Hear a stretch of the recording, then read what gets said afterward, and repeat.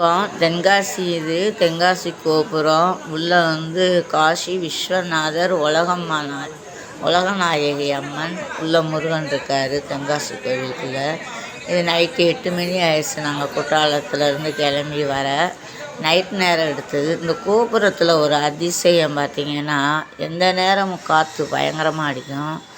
குற்றாலத்தில் வந்து அருவியில் வந்து போய் குளிக்க தடை போட்டிருக்காங்க. நான் தண்ணி அதிகமாக வர்றதுனால குற்றாலநாதனை வந்து அங்கே தரிசனம் பண்ணிவிட்டு குற்றாலத்தில் வந்து பாருங்களேன், அருவி பயங்கரமாக தண்ணி விழுகுது. இதில் மலையப்ப சாமி திருக்கோவிலுக்கு போனோம். இப்போ அந்த மலையப்ப சாமி திருக்கோவிலில் இப்போ வினோதமாக சேத்துல புரண்டு நடந்தாங்கல்ல, அந்த கோவில் தாங்க இது. இங்கே உள்ளே வந்து முருகன் இருக்கார். மலையை சுற்றி பார்த்திங்கன்னா உடஞ்சி வேணு போய் வரும். ஏற்கனவே ஒரு 4-5 வீடியோ அவங்களுக்கு போட்டிருக்கேன் போன வருஷம் மலையப்ப சாமி கோயிலை பற்றி.